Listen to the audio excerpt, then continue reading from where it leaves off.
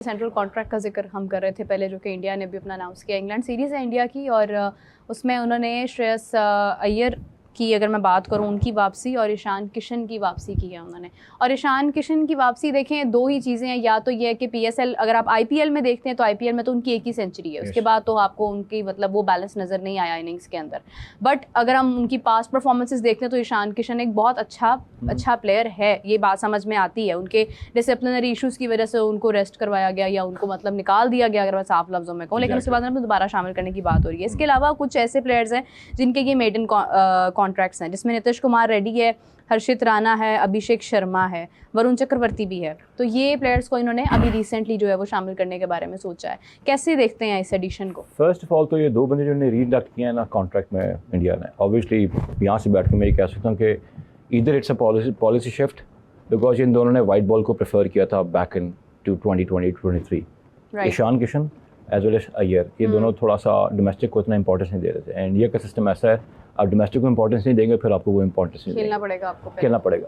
Iyer has perform pretty well for the last 6-7 months, लेकिन अभी अगर हम फिर इसी आईपीएल की बात करें तो लास्ट 4-5 मैचेस में उसका बल्ला नहीं चला जिस तरह ईशान किशन का नहीं चला। चैंपियंस ट्रॉफी में चल गया था। हाँ, आई थिंक ईशान किशन का जो है उसकी शायद वजह ये भी हो सकती है कि पंट उस तरीके से परफॉर्म नहीं कर पाया, हालांकि के राहुल रेडी बैठा हुआ हर जगह पर।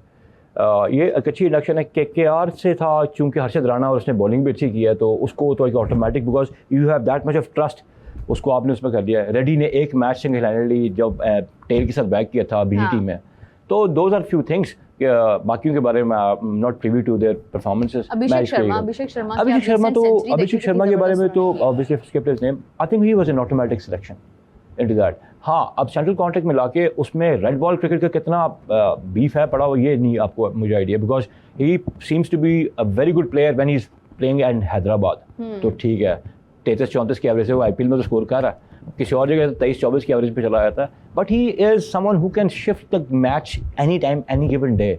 तो आई थिंक ऐसे आपको प्लेयर्स, अब क्योंकि India has to look beyond now their the current mega stars, तो आई थिंक अभिषेक शर्मा जो, उसमें एक लड़का ऐसा है, बच्चन आगे से इनमें, कि वो लड़का जो है ना उसको शूज़ को फिल करता है, जिस तरह यशस्वी जायसवाल करता है, जिस तरह आपका गिल करता है, जिस तरीके से आपके और प्लेयर्स आ रहे हैं, तो उसमें वो टॉप 3-4 में है जिसमें कि वो he can knock at the doors. बिल्कुल सही है। एक मैं पार्ट ऐड करना चाह रहा था बॉलिंग के हिसाब से। आपके जितने भी नए बॉलर्स आ रहे हैं ना, अभी हाफिज साहब ने कहा अली रज़ा एक्शनल बॉलिंग कर रहा है, सीम भी लेग स्लिप पे लेके जाता है।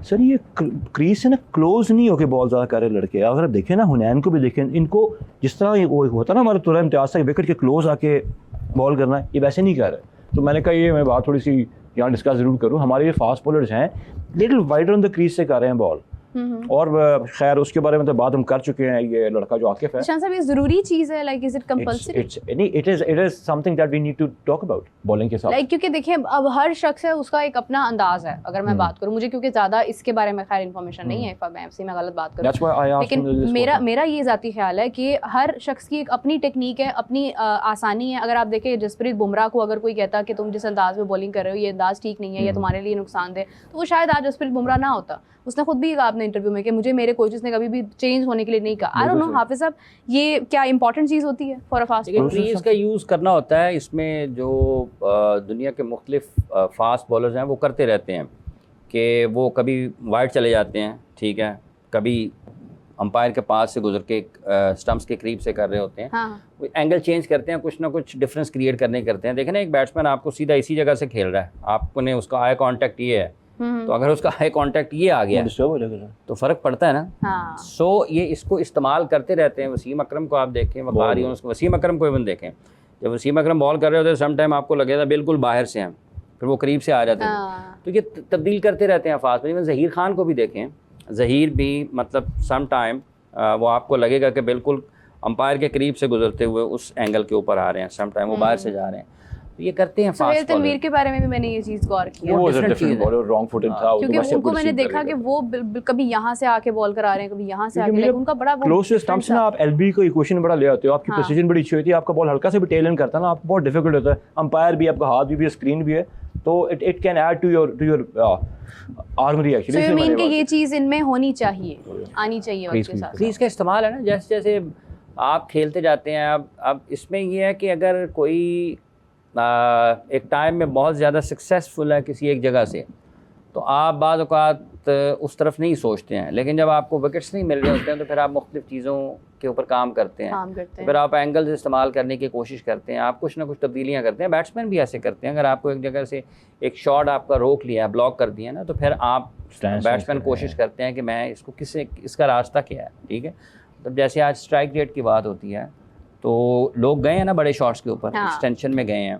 इसी तरीके से फास्ट बॉलर्स जब अगर अब चूँकि ज़्यादा बात पाकिस्तान में शाहीन और नसीम की होती है तो ये वाइड रहते हैं क्रीज से, तो जब मुश्किल वक्त में आएंगे तो फिर हो सकता है वो मुख्तलिफ़ चीज़ों के ऊपर काम करेंगे, यार मैं किस तरीके से क्रीज़ का इस्तेमाल कर सकता हूँ, या उसी जगह से वापस आ जाते हैं क्या उसको कहते हैं। हालांकि अगर शाहीन को देखते हैं तो वो वाइड रह के भी वो सारा का सारा टारगेट वो उसका स्टम्प्स को ही होता है, ठीक है, तो वो टारगेट तो स्टम्प्स को ही कर रहा होता है। तो ये जब आप नहीं कुछ कामयाबी आपको मिल रही होती तो आप मुख्तलिफ़ चीज़ों के ऊपर काम करते हैं। अली रज़ा जो है ये अच्छे फास्ट बॉलर हैं, हो सकता है कि चूँकि इनका स्विंग भी होता है। आप हसन अली को भी देखें, आज बाद आपको लगेगा कि वो मुख्तलिफ़ अंदाज में बॉलिंग कर रहे हैं, क्योंकि वो रिवर्स करते हैं, उनकी सीम पोजीशन बड़ी अच्छी होती है जब वो रेड बॉल खेल जाते हैं। यहाँ पर भी उनका ये जो कराची के मैचेस वो खेले हैं, ये जो यहाँ पर भी खेला है, यहाँ पर उसका रिवर्स हो रहा है, और अच्छी फिटनेस के साथ वो खेलते रहें तो वो उनमें भी आपको ये चीज़ें नज़र आती हैं क्रीज़ के इस्तेमाल की, तो ये फास्ट बॉलर्स करते हैं। राइट। पेशावर ज़ल्मी ने जिस तरीके से इनहेरिट किया ना मुल्तान सुल्तान्स को 120 रन से हराया है, वो बड़े टॉप ऑफ द गेम पे आएंगे। अब सिर्फ उनके बारे में एक ही है कि चूँकि Babar is not clicking, but everyone else around Babar they are all clicking. Haris खेल गया अच्छा, उनका दूसरा कैडमोर था, I think he played very well. फिर समद ने अच्छी कैमियो खेल लिया उनके से बॉलिंग, लेकिन उनकी बॉलिंग स्ट्रेंथ जो है ना, that can be the only thing where they can play. Karachi Kings को उनकी बॉलिंग को मिल्क करना है, अगर वो मिल्क कर गए, क्योंकि देखिए staying on the wickets is very important. अब जिस हाफिज़ साहब ने कहा था अब्बास अफरीदी 20-22 स्कोर ना करता तो ये जो स्कोर था 100 से भी नीचे होता। सो अब 130 के स्कोर पे तो यू कांट एक्सपेक्ट कि आप जो है ना किसी भी टीम को हिला सकते हैं, एक्सेप्ट अगर पाकिस्तान की नेशनल स्क्वाड ना गया होगा इंटरनेशनल मैच खेलने के लिए। सो यहाँ पर Karachi Kings needs to play their apex game, और ज़ल्मी को चाहिए कि सिर्फ वो whatever they've gain then in terms of the momentum उसकी कैरी रखें। आज मुझे ज़ल्मी फेवरेट लग रहे हैं। अच्छा, but knock is due on ball. कौन सा आपको फेवरेट लग रहा है दोनों टीम्स में? अगर बात करें किस किस प्लेयर से आपको उम्मीद है कि आज ये इसमें कुछ स्पार्क नजर आ रहा है? आई थिंक आज सैफिर मस्ट फायर। ओके, और देन अगेन आप बॉलिंग अटैक स्टार्ट करें नबी से और हसन अली से।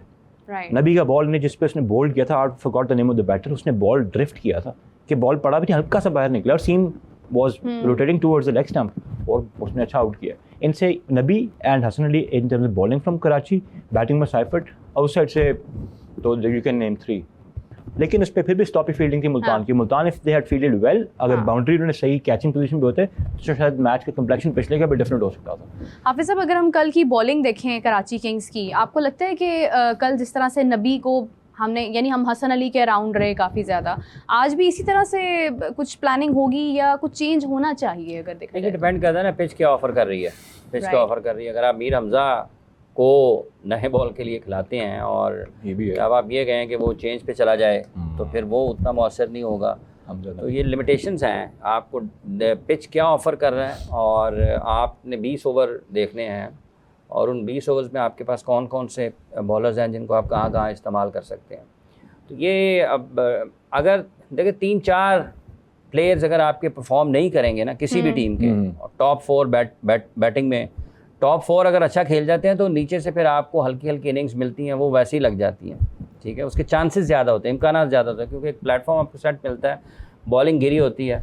टॉप 4 अगर आपके अच्छे खेल जाते हैं तो फिर बाद में आने वालों के लिए ज़रा सहूलत हो जाती है। इसी तरीके से जब आपके बैट्समैन बॉलर ऊपर के अच्छा कर जाएँ तो नीचे वालों को एतमाद मिलता है और मुखालिफ टीम दबाव में होती है, और उसी दबाव का फ़ायदा दोनों सूरतों में होता है, जब आप बैटिंग कर रहे हैं या बॉलिंग कर रहे हैं। ये अब डिपेंड करता है कि क्या सोच रही है कराची की टीम, कराची किंग्स किस तरीके से सोच रही है, उनके पास क्या रिसोर्सेज हैं, क्या वो अपने फास्ट बॉलर्स के साथ, अब्बास भी तो उन्हीं की तरफ से खेलते हैं ना, तो चेंज के ऊपर आप क्या करना है, आपने फर्स्ट चेंज के ऊपर आपने किसको लेके आना है, किसको कहाँ पर इस्तेमाल करना है,